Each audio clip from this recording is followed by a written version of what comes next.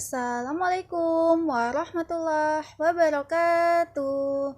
Soli dan Soliha, apa kabar antum hari ini? Alhamdulillah, semoga kita semua senantiasa dalam lindungan Allah Subhanahu wa taala. Amin. Baik, Ananda Soli dan Soliha, sebelum pembelajaran dimulai, jangan lupa berdoa seperti biasa terlebih dahulu agar pembelajaran kita diberikan kemudahan oleh Allah Subhanahu wa taala. Ya, kali ini bertemu lagi dengan Ustazah di mata pelajaran Bahasa Indonesia tentang fabel.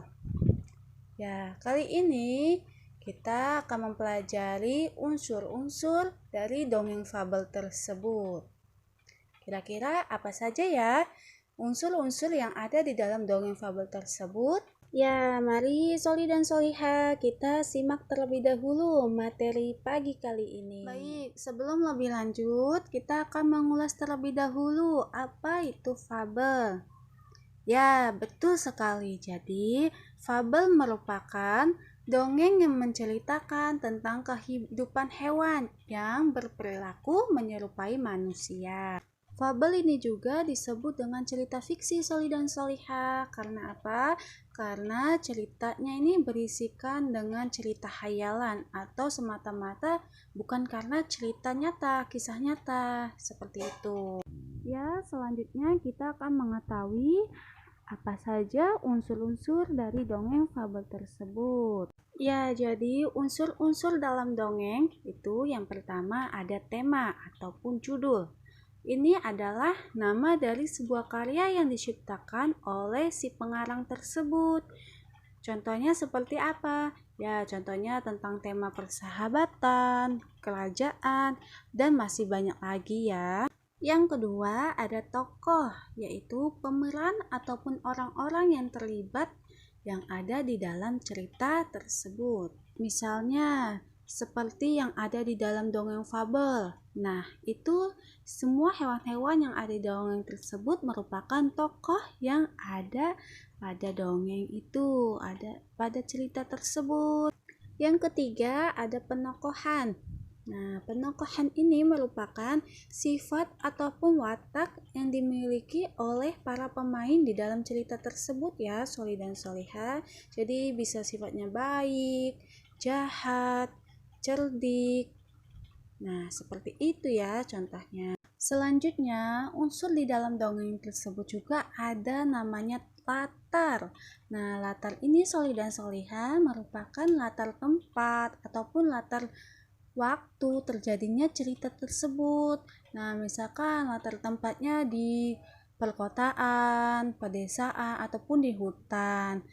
Latar waktunya seperti apa? Bisa siang, pagi, sore, ataupun malam. Nah, seperti itu ya saya dan Soliha untuk latar tempat ataupun latar waktu dari terjadinya dongeng tersebut.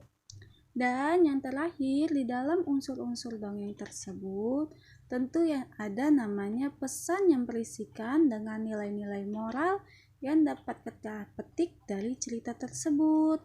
Contohnya seperti apa? Ya, bisa seperti saling tolong-menolong dan lain sebagainya ya, Soli dan Soliha.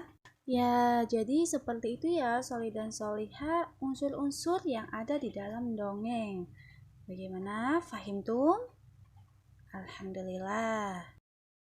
Supaya kita semua lebih paham untuk mencari unsur intrinsik dalam sebuah dongeng, sekarang marilah bersama-sama kita simak kisah semut dan belalang.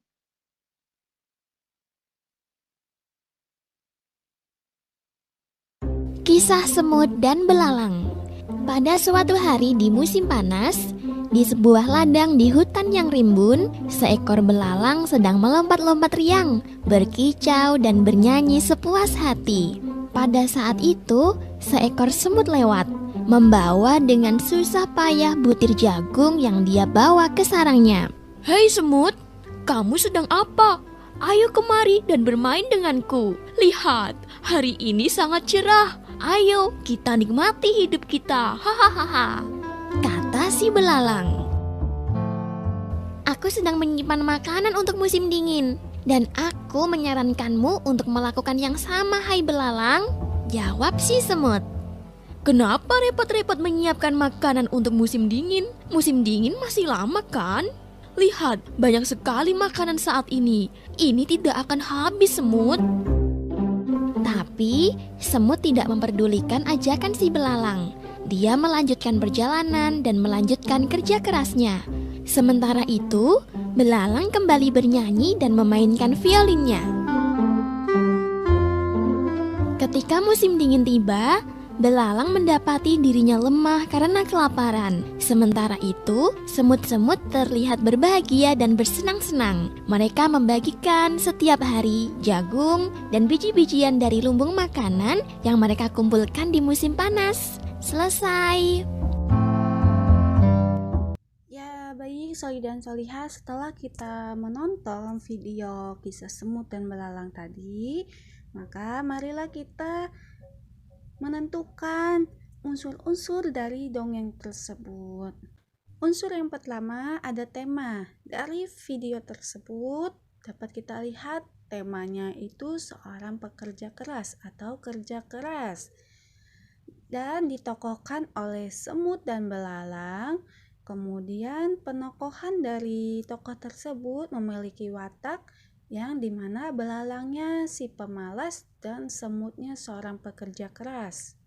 Lalu latar tempatnya di sebuah hutan rimbun. Kemudian di waktu musim panas dan musim dingin ya Soli dan Soliha.